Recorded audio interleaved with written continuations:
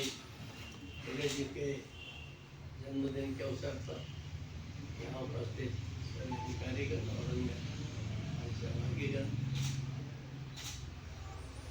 ये मेरे लिए बड़ा सौभाग्य का विषय है कि जिस भूमि में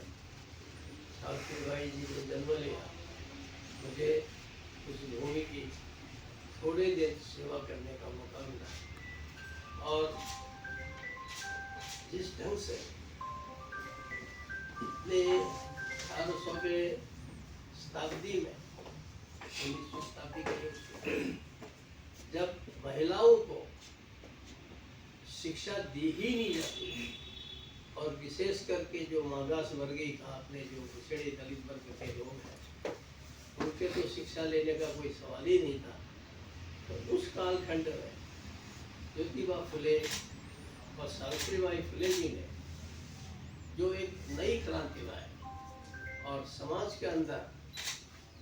पहले तो उनको पढ़ने के समय ही कितनी घटनाएं आई,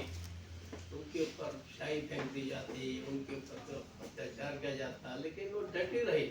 और उन्होंने शिक्षा प्राप्त की। और शिक्षा प्राप्त करके और समाज का जो दलित वर्ग है, पिछड़ा वर्ग है, वंचित वर्ग है, ओबीसी है, उन सबको आगे लाने के लिए ज्योतिबा फुले ने इसे कंधा मिलाकर सावित्रीबाई फुले ने शिक्षा जगत में एक नया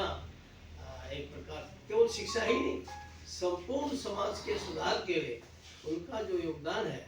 वो मुझे लगता है कि इतिहास में अविस्मरणीय है। कि केवल महाराष्ट्र के लिए नहीं, बल्कि उसके कारण से पूरे देश में एक नई जागृति आई, और महिलाएं, हमारी माताएं बहनें, हमारी बच्चियां, वे भी पढ़ने लगी, और पढ़ते पढ़ते धीरे धीरे एक प्रकार से आज समाज जो है वो बहुत शिक्षित हो चुका है। उसी समाज में से डॉक्टर अम्बेडकर जैसे लोग निकले हैं। तो ये वास्तव में उस समय जो प्रयास, एक प्रकार से अति सामान्य घर में जन्मे सावित्रीबाई फुले, ज्योतिबाई फुले, इन लोगों ने जो काम किया है वो भारत के शिक्षित करने में, विशेष करके महिलाओं को शिक्षित करने में एक उनका अभूतपूर्व योगदान है। और एक प्रकार से अब जो समझदार लोग हैं, जो देशभक्त लोग हैं, जो समाज में अपने पूर्वजों के प्रति ऋणी रहना चाहते हैं,